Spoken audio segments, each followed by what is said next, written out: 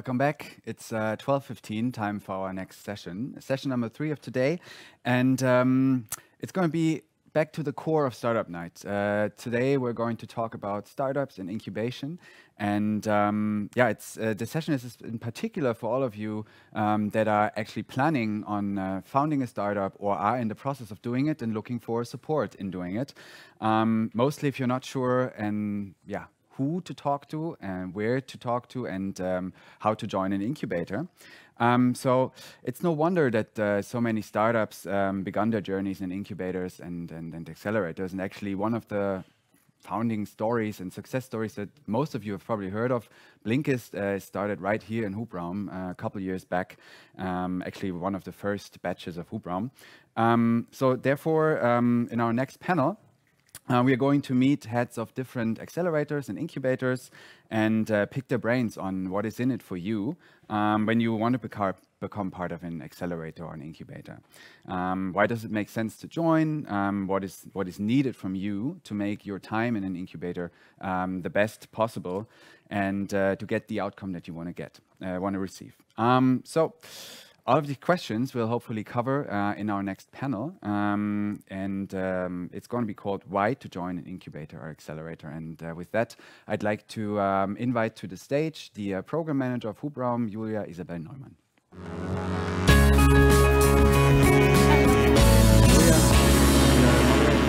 Exactly. So can you give us a little insight on what Hubraum does? Hubraum is the technology incubator of Deutsche Telekom, and what we do is that we run various programs with tech focus on, for example, IoT, 5G, or XR. We're represented in Krakow, in Tel Aviv, and in Berlin, and we also do have an investment fund. And I would say we're a very vital part of the ecosystem of startup incubators and accelerators, especially here in Berlin. Because of the long history Hubraum has, yeah? Like exactly. 7-8 years, how long has it been? We're founded in 2012, actually. Yes. Wow, almost 10 years. 10 years at Startup Night next year, so we're going to celebrate together. So what makes Hubraum so special compared to other incubators, corporate incubators out there in the ecosystem? I think one thing you just mentioned, at least here in Berlin, we're one of the oldest, founded in 2012. And I would say as the tech incubator of Deutsche Telekom, what is unique for us is that we can provide the startups with our access to network infrastructure and our huge and very vast network of technology experts and engineering support. Another thing that's very special about us is that we just recently, not quite long ago actually, started a talk format called Hubraum on Air, where we invite such experts to talk about topics in that field, incubation, tech topics, to help the startups with all the questions they have, as we do now in the Startup Night right now. With that said, nice transition. I leave the stage to you and to the guest joining you, and have fun, guys, out there on the screens. Thank you. So, dear audience, I'm very happy to welcome you to our 12th session already for Hubraum on Air, and we're really happy to have this one take place during the amazing Startup Night on our Hubraum campus in Berlin. As mentioned before, today we want to find all the answers to the question, why to join an incubator or accelerator. We want to give you a little overview in the jungle of offers, give you some tips and tricks about applications to do, not to do's. And also, we want to help you finding out which program might be the right one for you. And as always, we don't do that, just me on the stage, but we invite 3 absolute pros in this field. Here with me today, please come up on stage, Tobias Wittich, the board member of Reaktor.Berlin. Hello, Tobias. Iris Hempel, who is the project lead at HighTech SeedLab, and Axel Menneking, the head of Hubraum. Very great to have you here in this very nice atmosphere. I hope you're feeling well. Everything all right? Thank you for having us. Welcome. I think to groove in, let's start with a very easy question. You always hear accelerator, incubator. What exactly is the difference? Can you explain the terms to us a little bit? Iris, maybe you want to start? Sure. First of all, what they have in common is they both offer support for startups or aspiring founders. What I can already say is where they differ is when looking at the stage they're targeting for a startup. So an incubator targets a very early stage. Founders or founding teams that are still in their idea phase, but missing the knowledge to bring this idea to life and build this to a business. And incubators therefore offer mentoring, networking to bring this to life, and usually run for at least a year, I would say, even longer. Whereas accelerators support teams that already have a business and aiming to put that to the next level. Like, do they want to find their first customers, and do they want to maybe internationalize even, depending on the exact stage.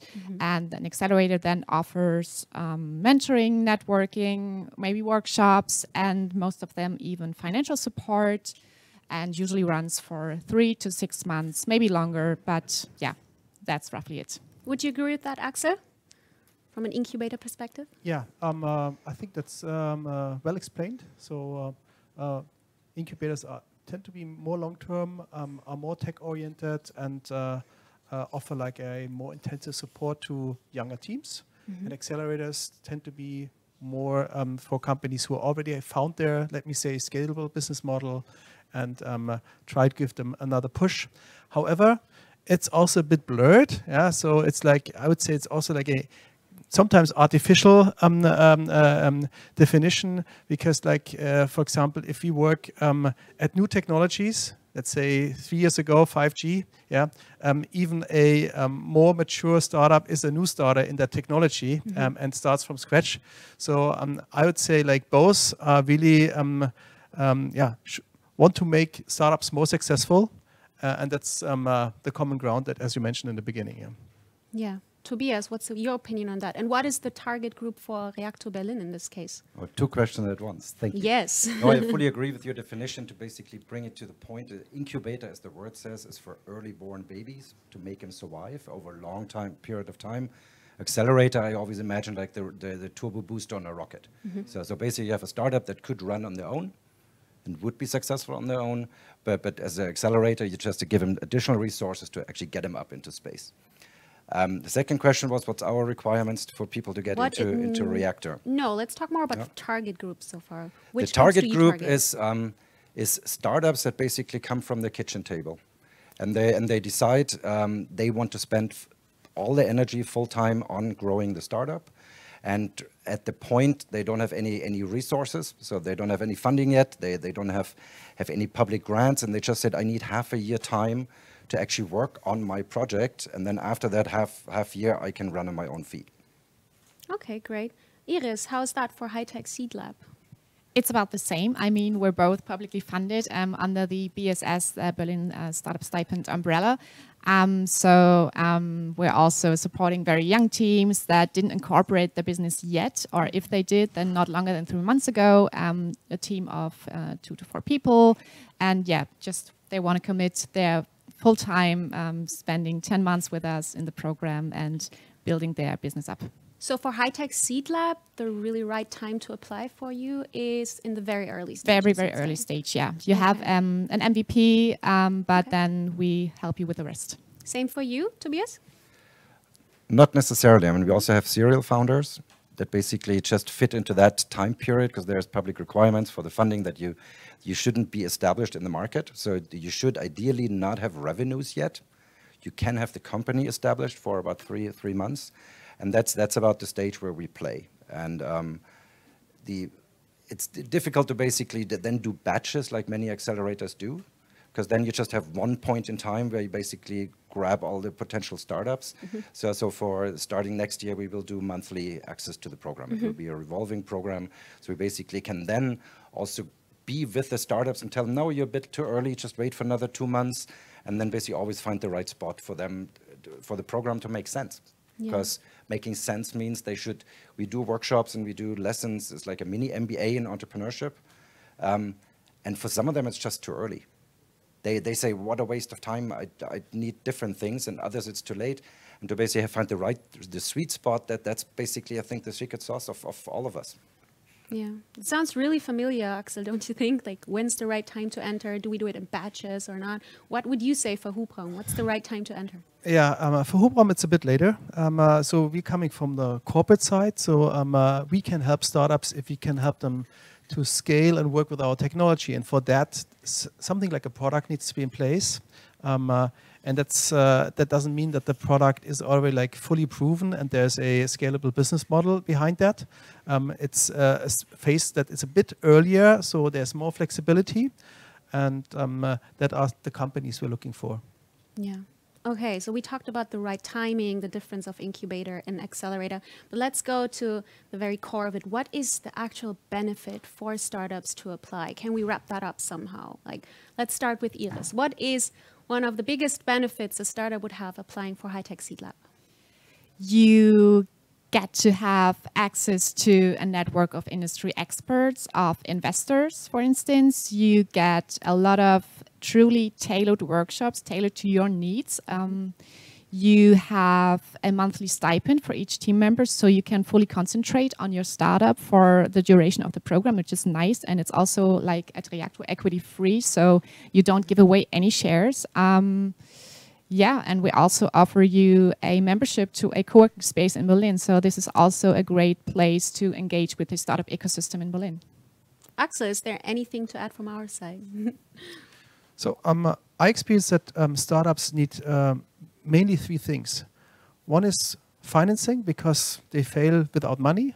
Second is access to markets and customers to do their testing and then later on create a scalable revenue business model. And third is access to technology. And these are the main pillars we provide to startups, besides like a overarching like mentoring and support. So we have the investment fund for optional investments. So it's also no strings attached, but we can invest if we want to. The second is like access to our markets. And that's, I think, also the secret sauce, that we are very connected to our business units who can scale those products and market those products later on. And thirdly, as you mentioned in the beginning, we have unique access to technology here at that location and in our countries, and that are the offers we do for the startups. Yes, we also do have a great community. So if you sit on one of our campuses, you do have a great co-working space as well, and are part of a great ecosystem. Tobias, Reaktor.Berlin, anything we missed here, or is it also? No, Iris explained it all. I would basically put it down to the point: if you're in the kitchen table, you don't talk to anybody. And with us, you're in a co-working space, you have a network of mentors, like dedicated people that we don't pay, that volunteer the time of like 70 plus people of all industry treats. And basically it's in the end, the modern buzzword would be crowd intelligence, because you talk to other people and they help you. They've got the same problem. And I always say, like, starting a startup, it's probably 90% of the topics are identical between the startups, and 10% is the specific product in a specific market. So why not put them all in one room and let them help each other? And that's the added value that you get. Yeah, I think community is very strong also here, helping each other. Exactly. Okay, let's go to the startups applying, and we are on the side of choosing which one we select. Based on which criteria do we do that? Iris, sorry. How is it at HighTech SeedLab? We start basically with looking at the idea. Our program focuses on the areas of high-tech, sustainability, and women in tech. So the idea needs to cover at least two of these categories. Then we look at value proposition, we look at market potential, and last but not least, and this is maybe even most important for us, we look at the team. Like in terms of, do they have the necessary knowledge to implement their idea? Do they complement each other in terms of their educational backgrounds?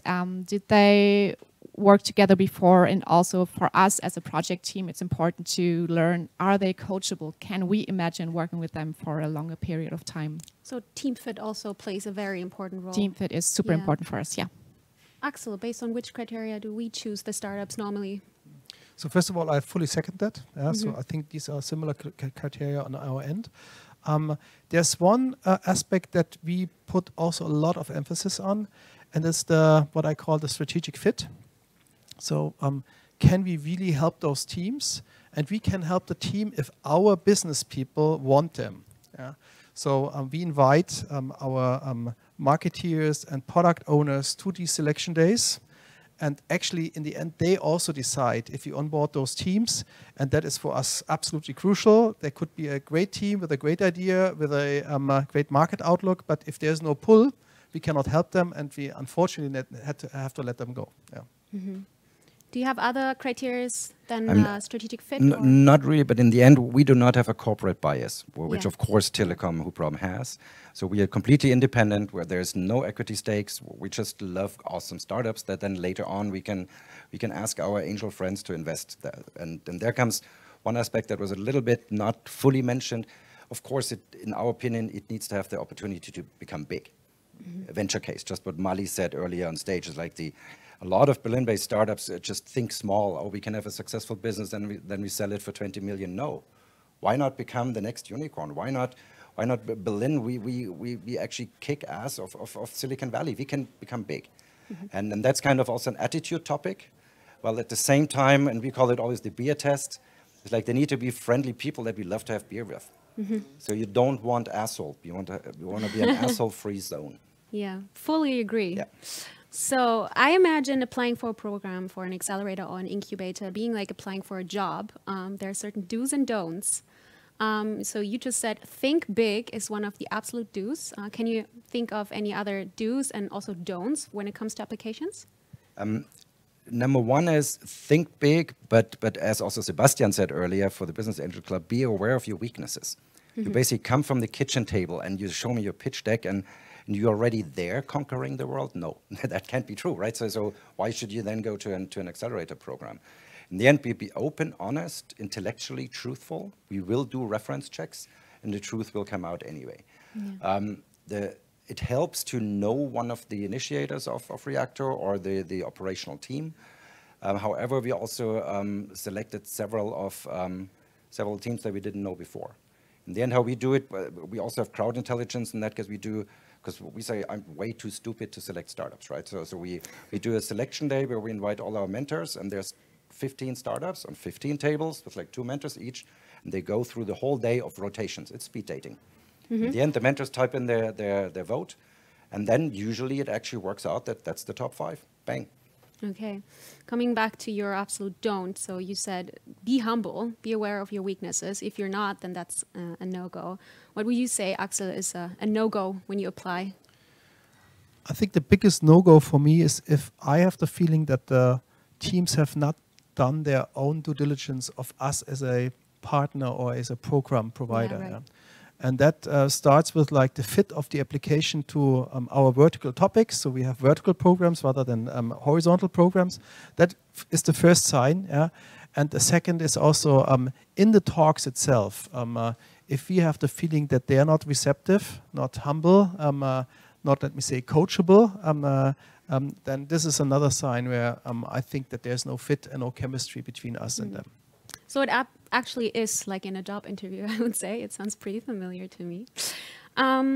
We're all already always excited to hear some success stories. Iris, do you have a success story up your sleeve where something went very well between a startup and you guys? And can you recall it for us?